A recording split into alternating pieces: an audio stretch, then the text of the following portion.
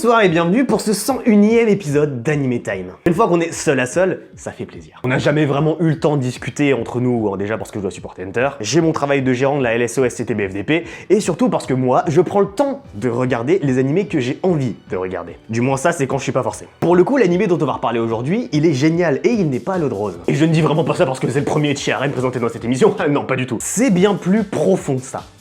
Sans mauvais jeu de mots. Cet animé, que dis-je, cette œuvre, avant d'être une distraction, c'est une religion. Le Jean-Pascalinisme à côté, une bande de puceaux. Histoire que vous puissiez comprendre, rentrer dans le monde du ecchi, ce n'est pas quelque chose de facile. Et beaucoup sont rebutés au ecchi à cause de certaines œuvres nulles comme Girls Bravo. Il existe donc, pour parer à tout cela, deux grandes religions qui se sont créées. Histoire de pouvoir guider les novices à travers la bénédiction du ecchi. Certes, ces deux religions sont rivales sur le papier, mais elles peuvent tout à fait se compléter. Le ecchi est tellement vaste, mes frères, sœurs et adelphes. Aujourd'hui, je vais vous présenter la Bible, les saints écrits du ecchi.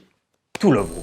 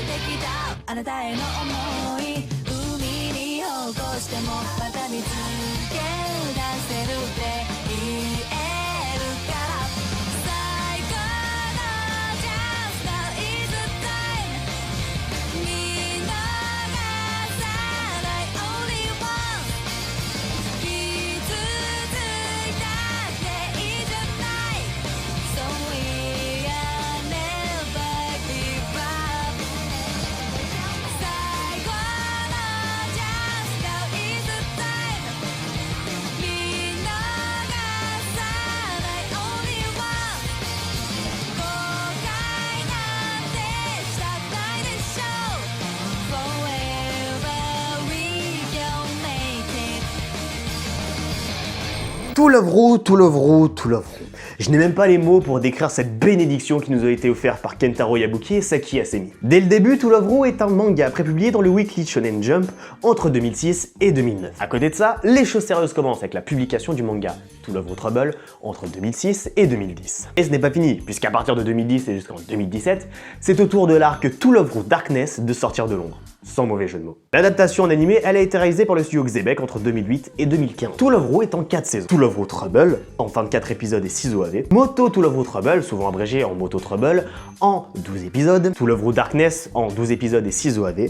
Et To Love Ru Darkness Second, en 14 épisodes et 4 OAV. C'est ultra long, et vous connaissez même pas le meilleur, parce que cette fois-ci, on suit l'histoire de Yuki Hirito. Un jeune lycéen qui ne sait résister au charme des demoiselles. Et putain, il est où Gull lorsqu'on a besoin d'une bonne transition. Yuki Hirito, c'est un héros de harem classique, mais il a quand même une particularité. Pour le comparer avec High School DxD, il est l'exact opposé d'Issei Yudo. Il n'est pas pervers, bien au contraire, il a plutôt du mal avec les filles. Dans le jargon, on dit que c'est un puceau avec les hormones en ébullition. Rito, avant d'être au lycée, il était au collège, c'est logique du con. Et au collège, il avait dans sa classe une certaine Haruna Sairenji dont il s'est épris. Bah oui, on est dans un ecchi harem, vous vous attendiez à quoi? Problème, si on occulte le manque de couilles manifeste de Rito, ça reste la personne la moins chanceuse au monde. Pour vous expliquer, au début de l'anime, il décide de se confier à Haruna. Lui déclarer sa flamme, et qu'est-ce que ça me donne envie de gerber, putain. Le truc, c'est que les fois il a essayé, il a pas réussi. C'était à cause de facteurs divers, tels qu'un ballon dans la gueule, pot de fleurs sur la gueule, un camion dans sa gueule, ou encore un éléphant qui lui écrase la gueule. Et cette fois-ci, c'est un vaisseau extraterrestre qui a failli lui ratatiner la gueule. Bon, Rito rentre chez lui, on entrevoit très brièvement sa sœur Mikanyuki,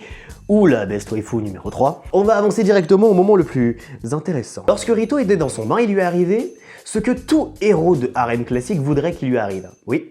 Je parle d'Issei. Une fille est apparue à poil dans son bain. Cette fille, ce n'est pas n'importe qui. Il s'agit de Lala Sataline Devil, ou une princesse extraterrestre qui est poursuivie par de très gentilles personnes. Il met en sueur. Puisqu'en soi, Rito est un petit... Attendez.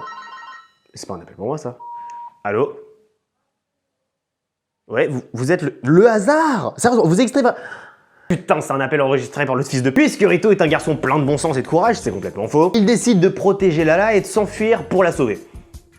Attendez, Je vous ai pas dit le plus drôle. Vous pensez réellement que les poursuivants de Lala vous lui voulaient du mal? C'est la garde royale de Devilux, cette conne de Lala a juste fait une fugue. Le truc, c'est que même si Rito avait le courage de s'interposer face à la garde de Devilux, physiquement et surtout en termes d'équipement, Lala encule Rito sur tous les points. Bref, Lala se débarrasse de la garde royale de Devilux comme si c'était des surveillants. Le lendemain, Rito finit par croiser Haruna dans la rue. Elle l'a vu hier lorsqu'il fuyait avec Lala et du coup elle se pose quand même pas mal de questions. Évidemment, ce con de Rito a décidé de répondre à ses interrogations en se déclarant à Lala, parce qu'en fait Lala est apparue entre Haruna et Rito au moment où Rito est en train de parler avec les yeux fermés. C'est pas fini, parce que cette action a eu pour effet immédiat d'officialiser les fiançailles entre Rito et Lala, alors que Rito n'était pas d'accord. Vous n'imaginez même pas le bordel qui va suivre, d'ailleurs pas besoin de l'imaginer, vous le regardez ou le lire. En parlant de le lire, évidemment, on possède le manga. Non, mais on possède tout le manga. 18 tomes par arc plus l'artbook officiel. Pour le coup, l'arc Trouble dans le manga a donné naissance à Trouble et Moto Trouble. Et il ne suit pas vraiment les événements avec la même trame en fait. Les événements clés dans le manga tels que l'apparition de Konji Kinoyami ou Murasame Oshizu ont bien lieu.